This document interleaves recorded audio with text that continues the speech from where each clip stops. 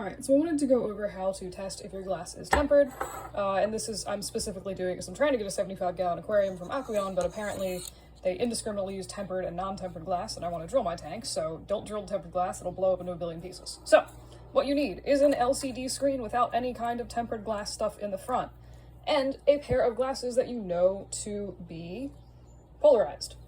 And the polarization is key. So basically what you do, take your screen, twist your glasses about 90 degrees from the screen, as I found the angle that usually does it for me. And you can see if you get a complete blackout like you're doing here, the glass is not tempered. So in this case, basically what you want to do is, again, test your screens. If you have a phone with like a tempered glass screen protector, that'll mess this up and you can't use that unless you take the screen protector off.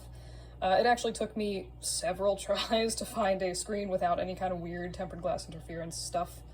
Computer monitors also usually work, but anywho, basically what you're going to do, find a screen that you know works and is not tempered, take your object that you want to test the temper of, put it on top of or behind, put your screen behind the glass you're trying to test, and then do the same thing, so twist the glasses.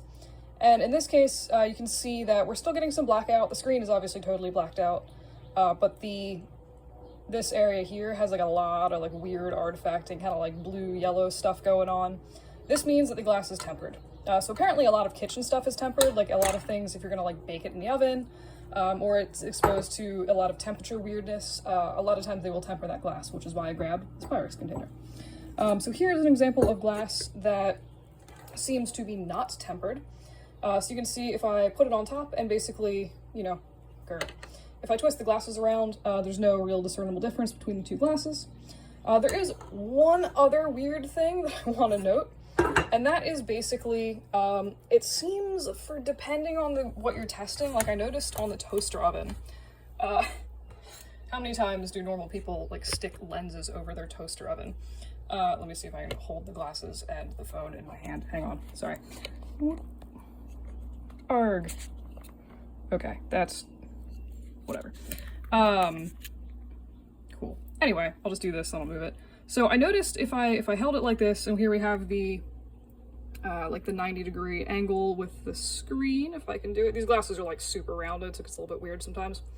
But we have the 90-degree angle with the screen, so we're getting, for some reason, as close to blackout as I can right now. And you'll notice that like this basically looks untempered. You can see there's maybe like a few little artifact lines, but I noticed this weird thing where if I turn my screen 45 degrees to the glass, it shows some real aggressive temper lines, and like basically what the white stuff is essentially stress lines in the glass from my understanding. So that's just like a weird thing to note. It might be worth, sort of like twisting your screen around in relation to the glass if you have that option, because it might reveal some weird stress lines. So I don't know if that's significant. I did try that with this particular piece of glass, where I basically just like, wiggled the screen around in different positions relative to that glass. Oh, here we go. And it didn't seem to make any kind of difference to whether or not this was reading as temper. So just a weird thing to be aware of that I just noticed while I was experimenting with stuff in my kitchen. But that's basically how you test if glass is tempered. Polarized glasses, LCD screen, stick the glass between it, and see if it blacks out.